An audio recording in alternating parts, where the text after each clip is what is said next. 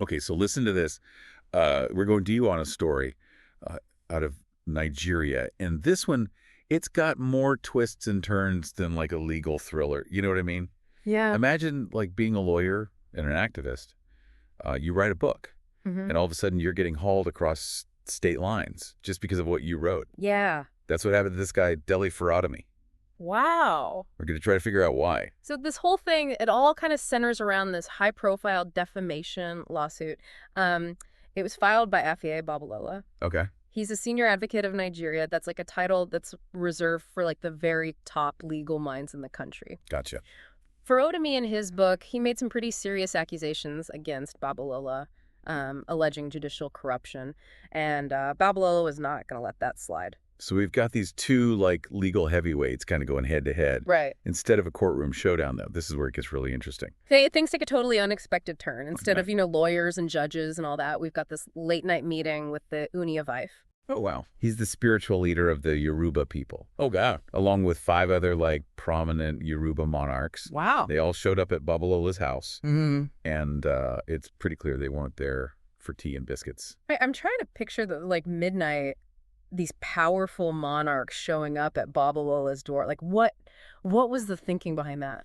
It's really a powerful display of how, like, traditional authority and modern legal systems, they intersect in Nigeria. Oh, You interesting. got to remember, these monarchs, they hold huge sway in Yoruba culture. Like, their word, it carries a lot of weight. And them intervening in this case, it says a lot about the power dynamics at play. And Babalola himself even said that like countless high-profile people like former President Obasanjo and Bishop Kuka Right. had all tried to convince him to drop the charges, but he wasn't budging. Yeah. So what was it about these monarchs getting involved that changed his mind? So the Uni's plea to Babalola, it was very much rooted in Yoruba cultural values. Okay. He appealed to Babalola's status as an elder statesman. Emphasizing this concept of amaluwabi.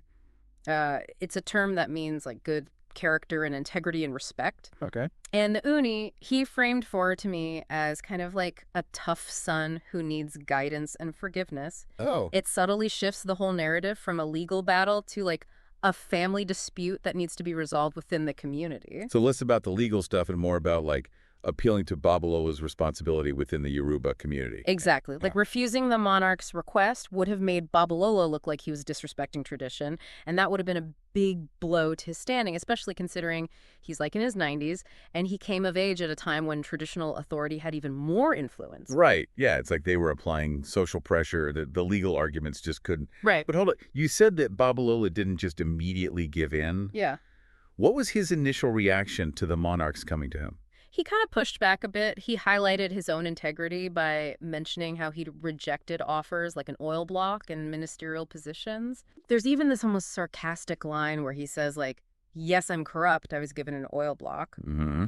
He uses humor to deflect the seriousness of the accusations, but he's also making a point about his own principles. That's really interesting. It humanizes him a little bit. Right. You see a little bit of his personality there, a bit defiant, but also witty. Yeah. But ultimately, it seems like the monarch's plea, it did have a big impact on him. Yeah, for sure. Babalola eventually said okay and stated that he had nothing to gain from Farotimi being imprisoned, which raises some interesting questions about why he filed the lawsuit in the first place. Was it really all about protecting his reputation, or were there other things going on? So we've got this potentially explosive legal battle, and all of a sudden it just kind of fizzles out, not by lawyers and judges, Yeah. but by these traditional leaders appealing to cultural values. Right. It's pretty wild, and it leaves us with a lot to think about. So let's dig a little deeper into what happened after this unexpected resolution. Yeah. It's really interesting how this case wasn't just dropped, like you said. It was resolved through this process that's really tied to Yoruba tradition. Yeah. Babalola even said that he was only honoring their request because of how important they are in the culture. Yeah, it really shows you how much power traditional authority still has, especially in certain communities. It's almost like there's this other legal system going on at the same time as the official one. Yeah, it makes you wonder if he would have done the same thing, if it was like a bunch of politicians or business leaders who came to him instead of these monarchs. That's a great point, and it really makes you think about how these like informal systems can affect people's access to justice. Right. It also raises questions about What happens when those informal systems bump up against the official legal processes? Exactly. Like, what happens if you don't have the Ooni of Ife on your side? Hmm. Does this set some kind of precedent that could mess with legal processes down the line? It's tricky because on the one hand, it shows how community-based solutions and reconciliation can work. But on the other hand, it does blur the lines between formal and informal systems of justice. What about Farotimi in all this? Right. He gets arrested and detained for weeks, and then all of a sudden the charges are dropped because of a meeting he wasn't even at? It's got to Yeah. be bizarre. Yeah, can you imagine being in the middle of this huge legal battle and then poof, it's just gone? Makes you wonder what he was thinking. Was he relieved, confused, maybe even frustrated that he didn't really get a chance to speak his piece? Yeah, we don't know exactly how he reacted at the time, but it's probably safe to say he had mixed feelings about it. Probably. It's a win in that the charges were dropped, but it also brings up those questions about freedom of speech and whether criticizing powerful people, even if you're telling the truth, can get you into trouble. Absolutely. This case touches on those core issues of power influence and where the limits of free expression are. It shows how complicated things can get in a place where traditional authority and modern legal systems have to exist together and sometimes clash. It definitely reminds us that things aren't always black and white, especially when you're dealing with cultural stuff and history. Right. So for our listeners who might be thinking, okay, this is all interesting, but what does it have to do with me?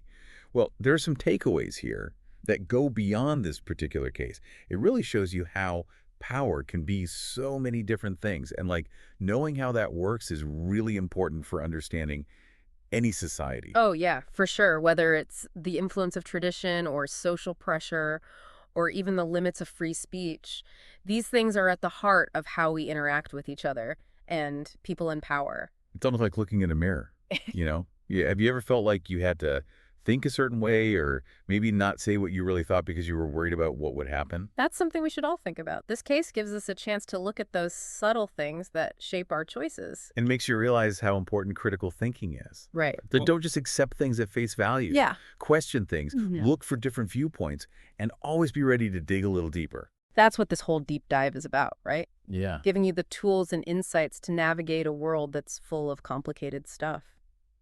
So as we wrap up, let's leave our listeners with something to think about. Imagine you're Dele Farotimi. The charges against you are dropped out of the blue, not through the courts, but because some really powerful traditional figures stepped in. How would you feel about that? Relieved, vindicated, or maybe a little unsure about what kind of precedent this sets? There's no right or wrong answer, but it's definitely something to consider as you think about the relationship between power and justice in your own life. Thanks for joining us on this deep dive. It's been a fascinating one. It has.